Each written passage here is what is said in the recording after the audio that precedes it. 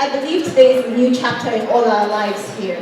Let us work together to free up our political space, to give room for emerging new leaders, to give room for new names, to give room for new faces, to give room for a new Nigeria that we all desperately need. I believe that in this room, in 2023, when we return to Kaduna State, inshallah, we are going to be congratulating many House of Reps members, many House of Assembly members, many senators, many governors. I know you're in here, and I know, inshallah, you will come out of this room. I am the president of the Nigerian weightlifting because I aspire to contest for the president. So while I was contesting, I contested with ex-governors, senators, permanent secretary. They all said I was very young, very inexperienced, so there's no space for me. I said no. We as young people, we know what we want.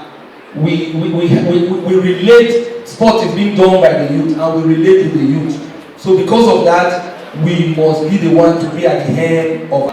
My goal will be to try and tell us about the APC, what the challenges are, and what I expect the party to do, because whether we like it or not, we are a democratic country, and you cannot have a democracy without parties, political parties, and electioneering system.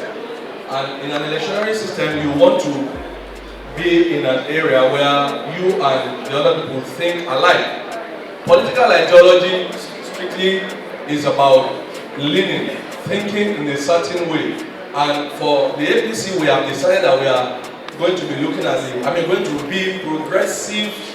That is progressivism. And when you say progressive, a lot of good things have been said about my elder brother, my very good friend. I cannot say anything less about him, Malam Nasir El-Rufai. He has proven that progressivism is truly not in words, it's not a cliche, it's in action. I mean, this is a man who, whether you are 22, whether you are 40, there's no difference to him. All that matters to Malam Nasir El-Rufai is that, are you competent? Can you handle it? And for me, that is progressivism. Our leaders do not seem to care about the consequences of their actions or how we are perceived by the opposition. Most leaders are unhappy with the situation today, but yet they have decided to remain quiet. And the only thing necessary for evil to triumph is when good men do nothing.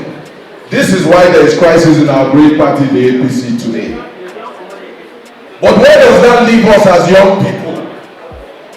Will we forever be the tools used by our current crop of mostly incompetent leaders? Or do we rise and take over the mantle of leadership? Like many have said today, power is not given for free, neither is power served a la carte. But the question remains, where do we start? When do we start? And how do we start to take over these leadership positions? Ladies and gentlemen here today, this is Kaduna State. This is one of the greatest states in Nigeria, with a long history of greatness. Ladies and gentlemen, I propose that we start here and now in Kaduna State. This is a short address because I know most of you seated here are more experienced, knowledgeable, and versatile in such description. Ladies and gentlemen, mainstreaming youths' participation in policy formulation and implementation is a catalyst for a developed nation. And as you can see with the recent developments, the federal government, under the leadership of the President Muhammadu Buhari, has put in place some policies that will help, will enable our younger generation to take part in issues that have impact on their life, to also make policies that are actually binding and implement decisions to be part of the government itself.